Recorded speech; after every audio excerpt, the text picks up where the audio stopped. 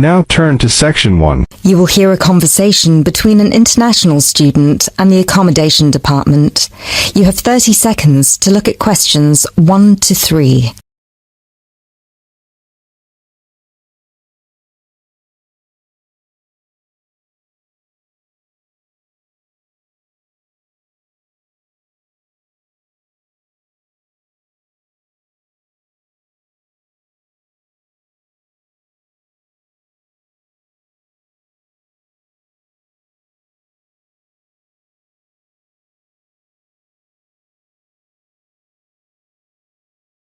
Listen carefully and answer questions 1 to 3. Hello, Accommodation Department. How can I help you?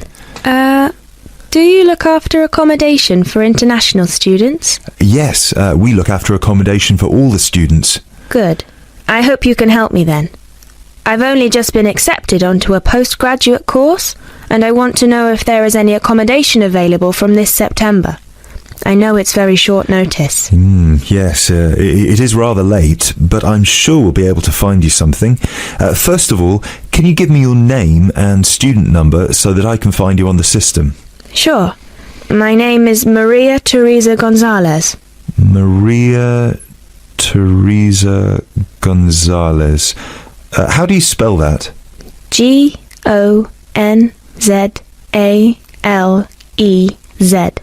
Thank you. Got it. And your student number, please? SHU 300715PG. SHU 300715PG. Ah, here you are. Department of Modern Languages. Yes, that's me. You now have some time to look at questions 4 to 10.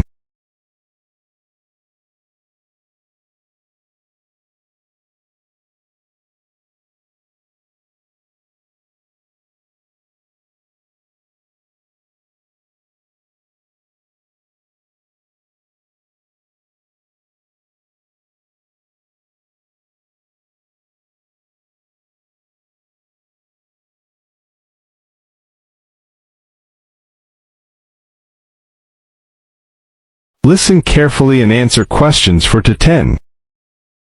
Okay, now there are several options for postgraduate students. Firstly, there is the Trigon. This is a new block near to the station and not far from the main campus. Accommodation is what we call cluster accommodation. What does that mean? There's a small group of rooms, usually 6, each with its own bathroom clustered around a lounge kitchen area which is shared. Oh, I see. That sounds good. They are very popular. The price for these is £99 per week, and we do have some availability left. However, for postgraduate students, there are other options. And what are they? There's another apartment block called The Cube, located near the west gate of the campus. Accommodation there is in 1 or 2 bedroom self-contained flats. So, the cube is self-contained? How does that work?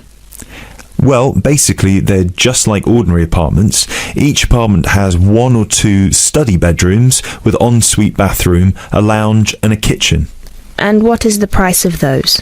For the 1 bedroom, it is £180 per week, and for the 2 bedroom, it is £110 per week for each person.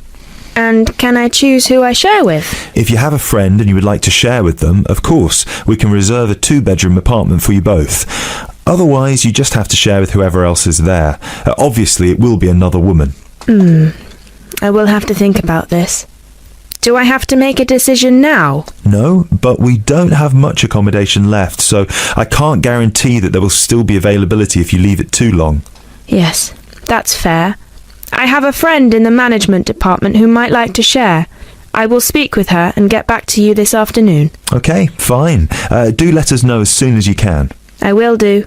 Thanks for all your help. My pleasure. Bye. Bye. That is the end of section 1. You now have half a minute to check your answers.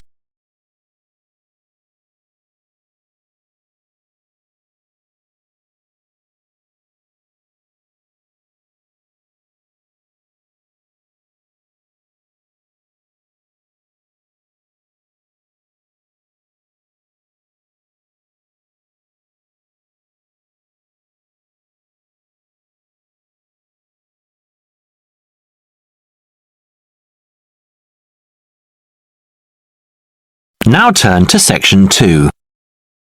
Section 2. You will now hear a radio talk on agricultural regulations. First, you have some time to look at questions 11 to 15.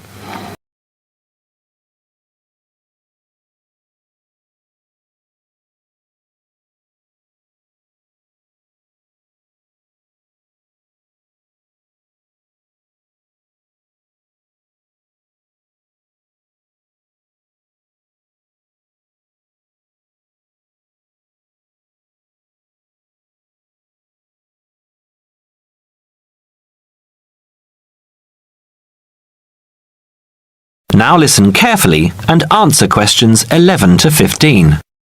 Could there be clearer proof of the arrogance and indifference of those who are supposed to keep our food safe than the muzzling of John Verrill?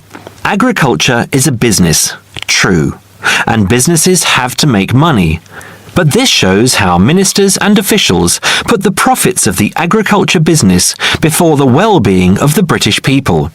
Mr. Verrill, a pharmaceutical chemist, was appointed to represent consumers on one of the many committees that advise the government on food safety. When he tried to do his job, though, and wanted to warn ministers of a danger to children's health, he was refused permission to do so. The danger comes from hormones given to cattle in the USA and some other countries to make them grow faster. They speed up the animal's development to maturity, thus making meat production more profitable. There have, however, long been fears that the hormones have horrendous effects on the people who eat them, causing diseases as serious as cancer. Once these hormones were used on British cattle too, but over 20 years ago they were banned in Europe for being too dangerous. Indeed, so concerned is the European Union that it banned imports of hormone-fed beef years ago, much to the fury of the US government, which wants to sell it all over the world. Several years ago, the USA and Canada asked the World Trade Organization to declare the ban illegal and to punish Europe for failing to lift it.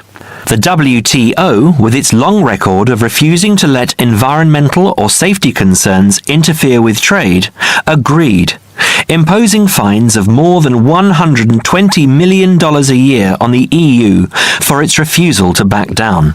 The British government now backs the Americans, claiming that there is no proof that hormone-fed beef does any harm. This is where Mr. Verrill comes in. He is very angry with the government, especially as their claim comes out just after a Danish study shows that growth hormones are 200 times more dangerous than was previously thought. Worried by these findings, Mr. Verrill spoke to government representatives, who did nothing. Before you hear the rest of the talk, you have some time to look at questions 16 to 20.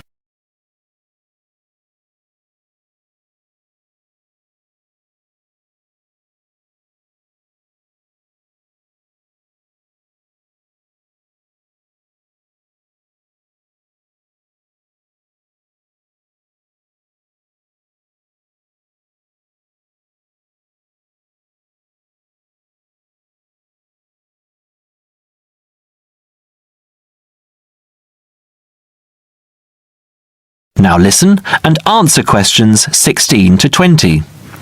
Not only that, but they have not been testing beef which is imported, which, by law, they are required to do. This directly affects the British public, as about 40% of the beef British people eat comes from abroad, supposedly from countries like Brazil, which does not allow the use of growth hormones. Brazilian beef is stocked by some British supermarkets and widely used in catering. Yet, when a Brazilian farm was recently visited by EU inspectors, a large stockpile of this banned substance was found. This is not the first food scandal we have had in our country. Take the present concern over a well-known chocolate company. Several months ago, the company found out that its sweets were contaminated with a rare form of salmonella, but they did nothing about it, leaving their sweets in the shops to be bought by the unsuspecting public. It was not until 5 months later, when several children had suffered food poisoning, that the chocolate bars were removed from the shelves. It makes you wonder how many other dangerous foods have been allowed onto our plates. That is the end of section 2. You now have half a minute to check your answers.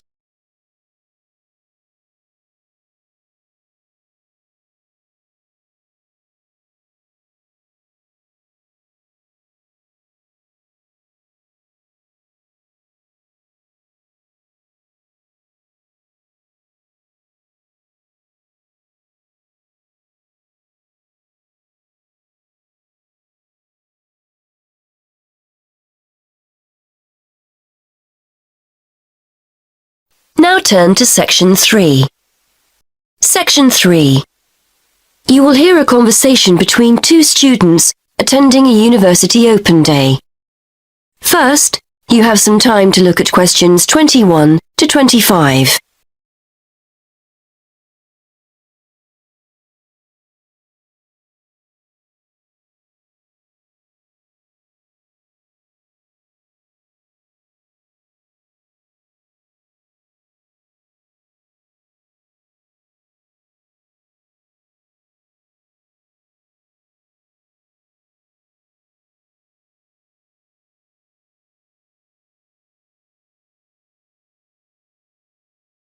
Now listen and answer questions 21 to 25. Excuse me, is this seat taken? No, by all means, have a seat. Are you here for the open day? Yes, I think I've just about finished now. I got here first thing this morning. What about you? I got here a little while ago. I spent some time walking around the place first, just to get a feel for what it's like. I'm doing the organised events this afternoon. I thought I'd have a coffee before I get started. It's a lovely campus, isn't it? Yes, I love it. And the facilities are unbelievable. I've just been over to have a look at the sports centre. There's an Olympic-sized swimming pool, a gym, squash courts, everything really. All the high street banks are here, and the bookshop looks better than the one in town. There's supposed to be a big supermarket a few minutes' walk from the main entrance, so there's pretty much everything you need here. Yes, I really like the look of it. I wonder if you can help me.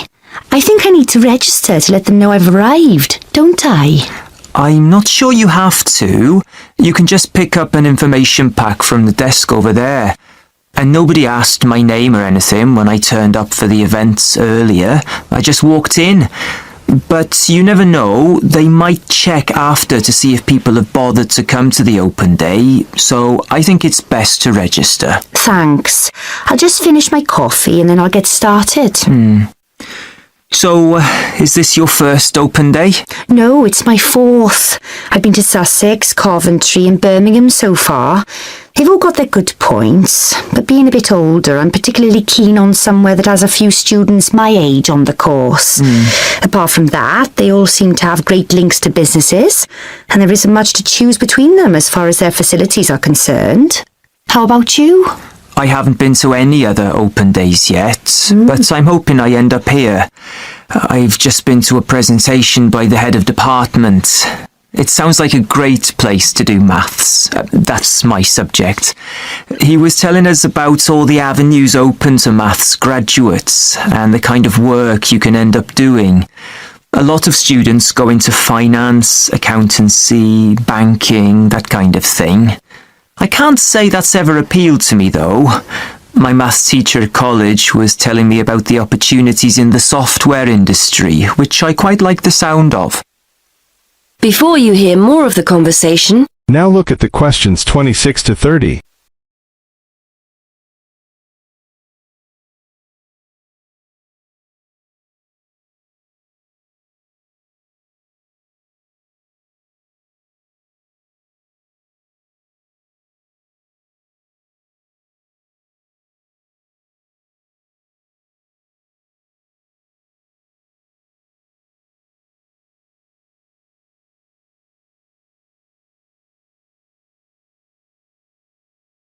Listen carefully and answer questions 26 to 30. Well, I hope you managed to get in. According to the letter they sent me, my department is doing something similar. There's a talk later this afternoon by the head. I can't miss that. There's also someone who'll be explaining about the year abroad. Apparently, you can spend your third year at one of their partner universities in Spain or Germany. I'm going to have to give that a miss, though, to catch my train. Oh, and there's also an exhibition area in the physics department with some of the things people are doing here. I'll try and catch that. There were a few second and third year students at the exhibition I went to. One of them gave me some great tips on finding work as well. I already knew about a couple of accountancy firms in the area that offer work experience. That's on a voluntary basis, though. But apparently the students helping here on the open day get paid. And the university advertises other jobs that come up now and again, so that's worth remembering. And a lot of the shops here are always looking for staff. That's useful to know. I overheard someone saying there's a tour of some of the halls of residence in about half an hour, so I think I'll register and try to fit that in before I go to the talk. Are you thinking of living on campus? I've not made my mind up yet. I don't live far from here. My parents' place is just the other side of town. I could easily get the bus onto campus. Plus, it would be a lot cheaper if I stayed at home. But it would be nice to get some independence as well. So, I don't know. I'll have to see. But I didn't know about the tour. Would you mind if I tag along with you? No, not at all. Let me just finish my coffee and I'll go and register. That is the end of section 3. You now have half a minute to check your answers.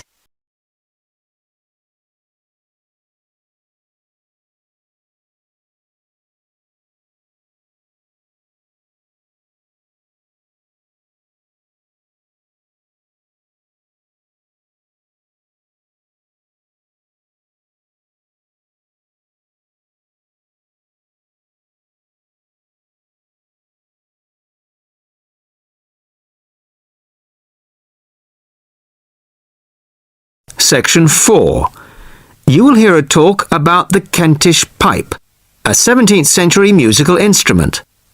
First, you have some time to look at questions 31 to 40.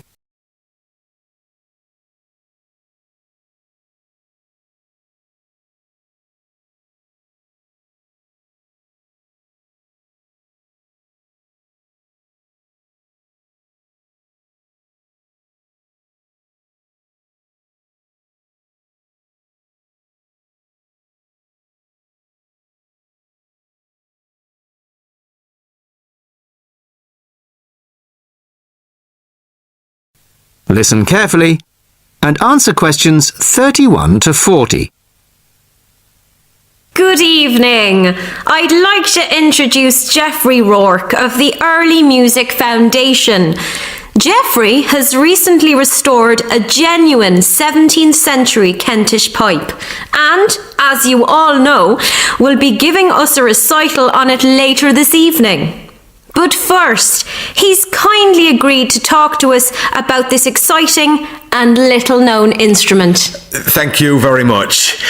I'd like to begin, if I may, by talking to you about the rather unusual construction of the Kentish pipe. The main part of the instrument, as you can see, is a long, straight wooden tube, which we call the chanter. This one is in beech wood, but other woods were used. At one end there is the airbag. This rests under the arm of the player, like this. The blowpipe that inflates the airbag is quite long and bends round the front of the body to be inserted in the mouth of the player, like this.